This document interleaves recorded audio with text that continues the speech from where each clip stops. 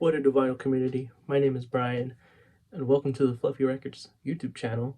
Um, this is Vinyl Finds number 9.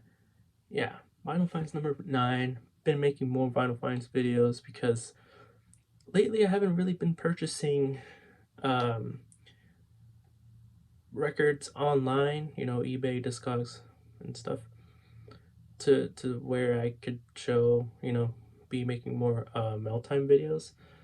I've been having really good luck finding records, at the local shops and the stores near me and near the area. So decided to show, or I think it's about time that I show some records that I bought actually last month, the month of September. So yeah, if you're new to the channel, welcome. If you've been watching, welcome back. And without further ado, let's get right into Vinyl Finds. And I don't know what just fell right there. Anyways, let's get right into it. Coming in hot. This is a record that I already got, but by the way, these are all pickups that I got from my local record store. And this one, I already have a stereo press of. This is one that I got for $5. This is Music to Listen to, Barney Kessel. And yeah, finally got a mono copy. Pretty sure I've already shown this album before in a previous video, but if I haven't, I really enjoy listening to Barney Kessel, one of the first jazz guitarists that I got into early on through collecting, through knowing, started listening to jazz and stuff. But yeah, been getting Barney Kessel on Contemporary and other labels. And yeah, when I saw this for $5, I knew I had to bring it home. It does feature a good number of musicians. They're right here if you want to pause the video and read the lineup. There you go. By the way, my copy is not the color print on the words. I know that early contemporary titles had that, where it would have the colored text and the box, but mine doesn't have that. And spun this one, but didn't compare the stereo press to it. But this one sounds really good, and it's really clean for $5. I knew I couldn't pass on it. But yeah, Barney Kessel is just one of those that I still listen to this day. You have Kenny Burrell, Barney Kessel, Grant Green, Wes Montgomery. These just a few that, major jazz musicians. But yeah, that's the first one. Speaking of jazz guitar, this was a blind purchase for me, and I saw it. This was for $10. This is on Prestige, and yeah, another jazz guitar record, but this was later '60s. This is Billy Butler, and as you can see, I got this one for $10 because the wax is, according to the shop, my local record store, Peeps, the wax is in rough condition, which they're not wrong, but it was still very, it was still playable, is what I was trying to say. Very scratched. I was,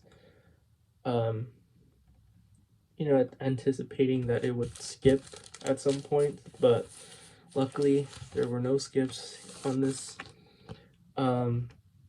Billy Butler, when it comes to his stuff, I'm not really too familiar with. I need to, dive my fingers, my toes to his music, to his catalog, and as well as the lineup here, which there's only, let's see, 5 people on here. Billy Butler on guitar and bass guitar. Houston Person on tenor sax, Ernie Hayes on piano and organ, Bob Bushnell on electric bass, and Rudy Collins on drums.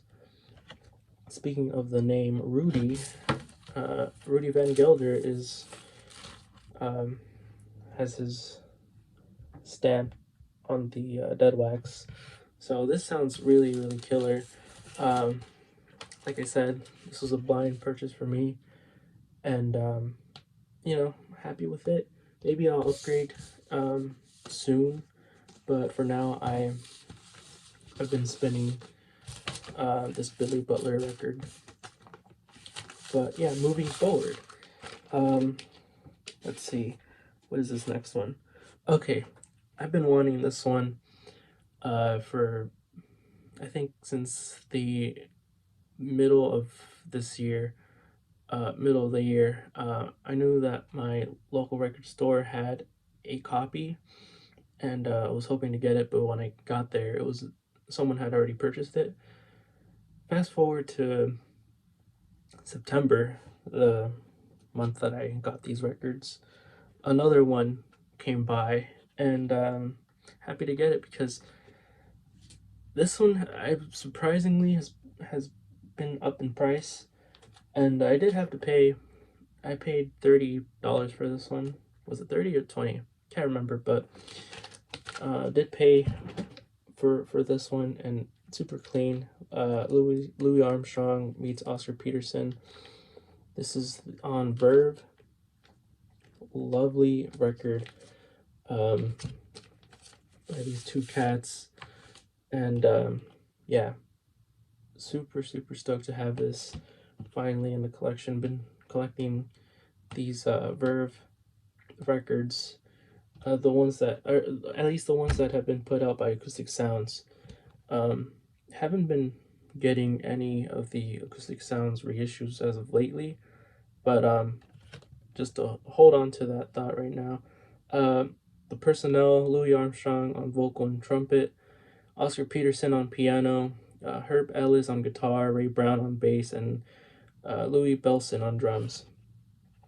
This is an essential. If you want to, you know, if you don't have this, this is a must-have in the collection. Obviously, if you're into vocals, you'll already have this. But if not, if you're a fan of Louis Armstrong, get this because it's the must-have. The tunes on here are just incredible. But what's more incredible is the condition of this record.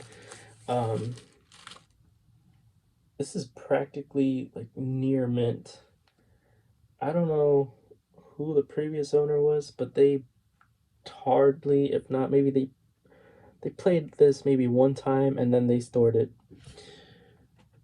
This is like one of those that I'm gonna cherish. So when I mentioned earlier that I haven't had any of the Acoustic Sounds, I haven't bought any of the Acoustic Sounds reissues.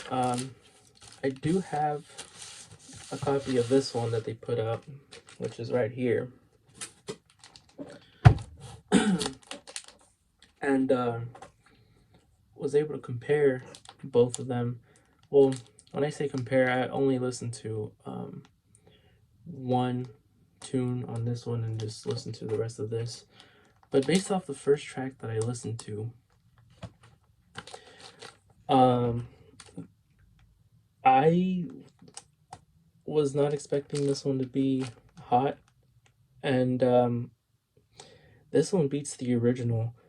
It sounds magnificent, and I've seen negative reviews on, you know, Discogs and online where people say that they've been having skips because of how hot this this pressing is. Luckily, I don't have any. I didn't get any of those skips or anything like that. So, man, just the vocals are outstanding on this pressing, and the musicians are more upfront than on the OG record. I don't know if this is still in stock. I hope it is, but if you don't have this Acoustic Sounds reissue, I highly recommend it. You know, you don't have to get it, but like this is one of those that if not my favorite Acoustic Sounds reissue that I have. I don't have many, but this when it comes to listening to the ones that I do have, I tend to spin this one. And so when I compared the OG to this one, it had been a while since I've listened to this, and it just felt really great to listen to it again. And man, right away I was like just super blown away with how good this sounds. But yeah, fantastic lineup, fantastic music, and in my opinion, a must own. Yeah, Oscar Peterson or Louis Armstrong. We talk Oscar Peterson. Blessed to have this OG copy. Next up, this next one. Actually, this was shown by Jazz Bums Mike in one of the Jazz Bums live streams that they do on Fridays. A few weeks ago, from this recording, and yeah, I don't know why I'm showing all of these records now. I should have shown them when I bought them, but I guess because of time in school. But anyways, this is one that I just listened to actually. So I hadn't really had time to listen to these until today. I did spin some of them, and I'll note which ones I have spun prior to this recording. Um, anyways, this one, Pacific Jazz, New Groove, Bud Shank featuring Carmel Jones.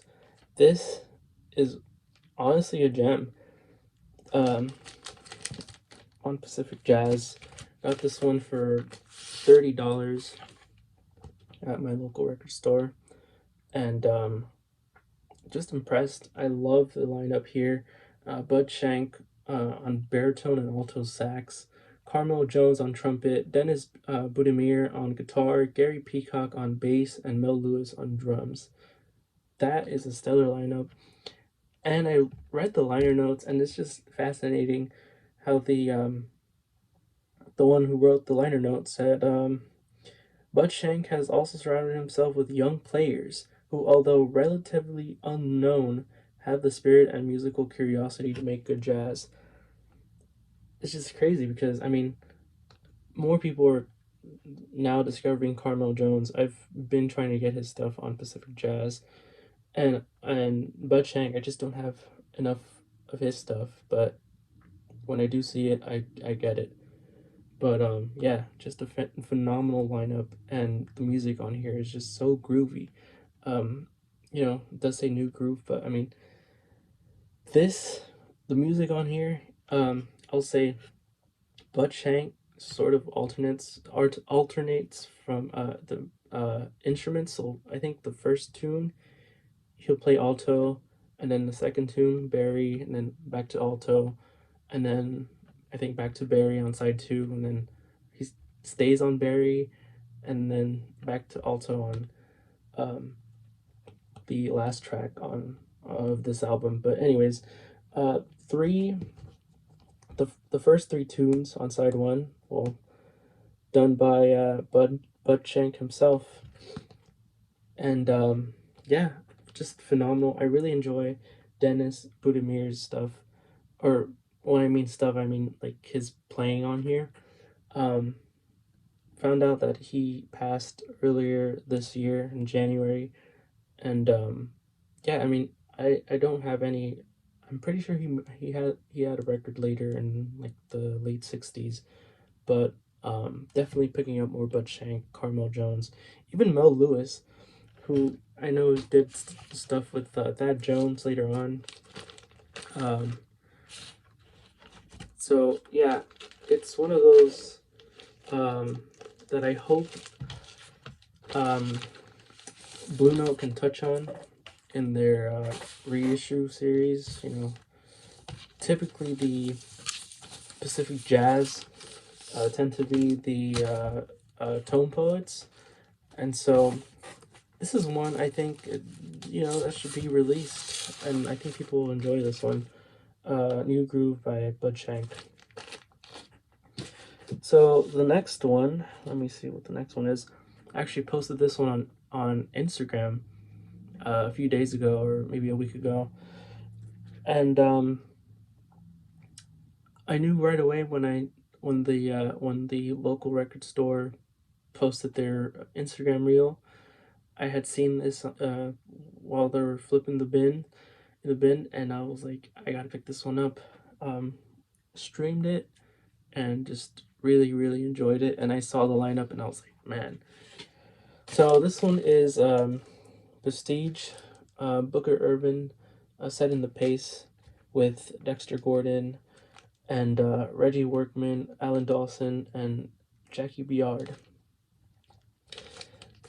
There's only two tunes on here, one on each side. Very lengthy, but very enjoyable. So, let me might as well take the sleeve up, the jacket out. Right away when I saw the cover, like just the art cover, not very appealing to me. Maybe some people might think that this was like on that olive green or that green later 70s label, but it's actually on that Trident, uh, that blue silver label on Prestige, and super clean copy. Another one where I feel like this one was hard to be played. Um, but yeah, uh, yeah. I mean Dexter Gordon, tenor sax, as well as Booker Irvin, and let's see, Jackie Biard on piano. Jackie Biard is just a stellar uh, piano player who I think he also played with Mingus in like early to mid 60s. Actually, this was let me see. Um, from what I remember, this was done in '65 in Germany. So although it does, I don't think Rudy did this one, but I think he got the yeah, it says recording by Willy Schmidt in Munich, Germany. But it still has the Van Gelder on the dead wax, so he probably mastered that one, or it's just like the Blue Note titles is done by Dexter Gordon. His stuff when he was in Europe, as well as that one Elvin Jones title. Not Elvin Jones, I mean Tommy Flanagan, but Elvin Jones is also on that Tommy Flanagan overseas early Prestige recording. Anyways, this is a good one. If you have it, let me know. This is a mono, by the way. And I think that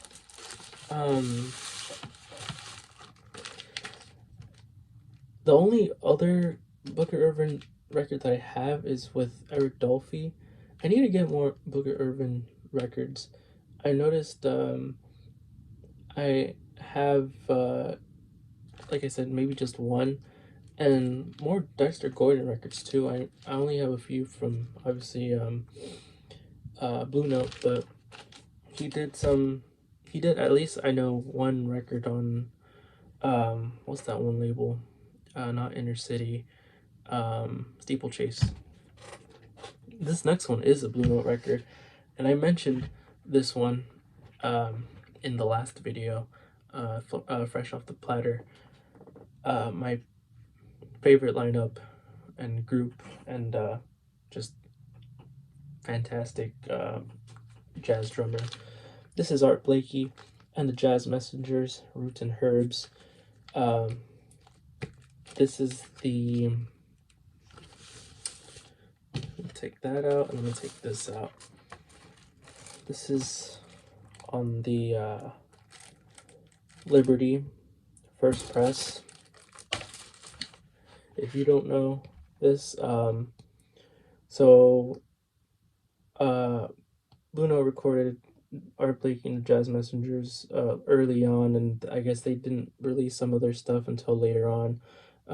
This one and Witch Doctor, I think Witch Doctor came out before this one, but basically, from what I've seen, this material was recorded in '61.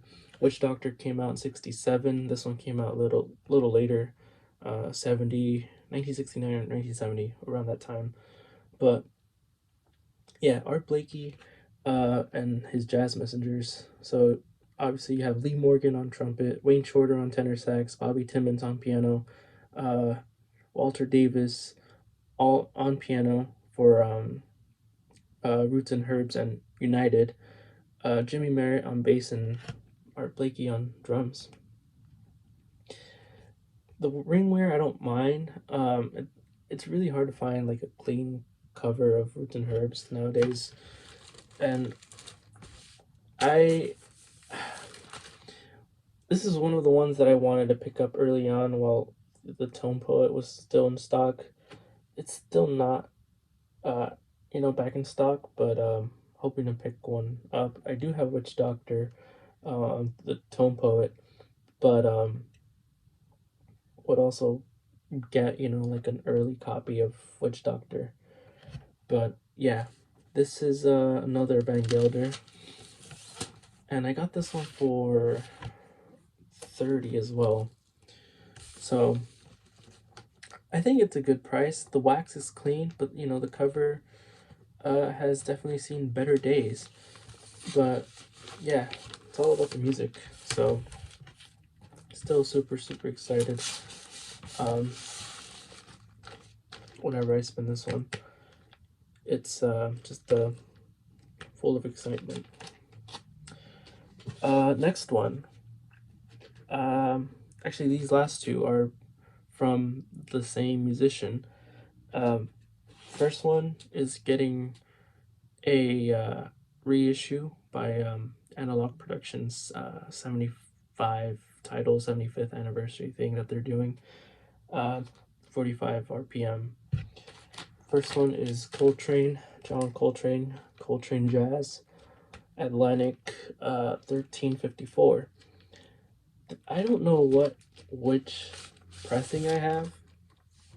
I know it's an early 60s pressing, but yeah, when I saw this at the my local record store, I knew I had to pick it up. Um, when it comes to Coltrane on Atlantic, honestly, the only ones I really go back to are Giant Steps and My Favorite Things. Coltrane Jazz is like maybe up there, but not too often. Anyways, the wax right here.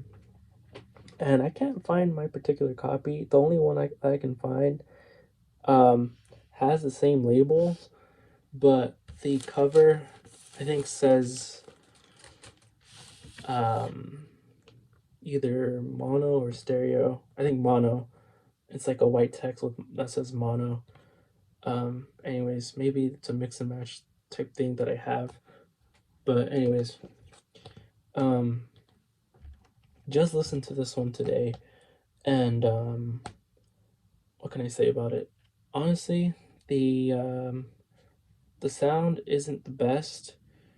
I know it's a clean disc, but like many people have stated before, these Atlantic stuff just weren't very well recorded. So I'm hoping that the Analog Productions reissue can sound good and perhaps beat the sonically beat this pressing or any of the early pressings, whether it be OG or second press, third press, whatever. John Coltrane. This is before he went through that free jazz later that he did later on, and it's funny because my last record is you know mainly free jazz, but the lineup here for the most part has the classic, the well-known quartet of his. John Coltrane on tenor sax, McCoy Tyner on piano, Steve Davis on bass. So this is like before Jimmy Garrison, or maybe Jimmy Garrison was already part of it, but he was just not featured on here. Anyways, Elvin Jones on drums, and then there's another lineup, which is John Coltrane on tenor sax, Wynton Kelly on piano, Paul Chambers on bass, and Jimmy Cobb on drums. So I think only on Village Blues is where they have practically, for the most part, the classic quartet that that people know of, or know about. But anyways, I just wasn't really impressed with the sound quality, but I did enjoy the music for the most part. I really enjoy the duo of Coltrane and McCoy Tyner. McCoy Tyner shines on this record, as well as the bassist here, or not McCoy Tyner, rather what's his name, Wynton Kelly, but also McCoy Tyner on the tune is like, I really do enjoy what he was playing. But this was one of the ones that I was looking forward to the most. One of the reasons why I went to my local record store for. But I'm so happy with the with owning this. And last but not least, another Coltrane record. This one I got a deal on. Let me just show you the record here. This is Live at the Half Note, Coltrane. One Down, One Up. This was priced at $80, but I remember when I was checking out, the store owner. Well, I asked him.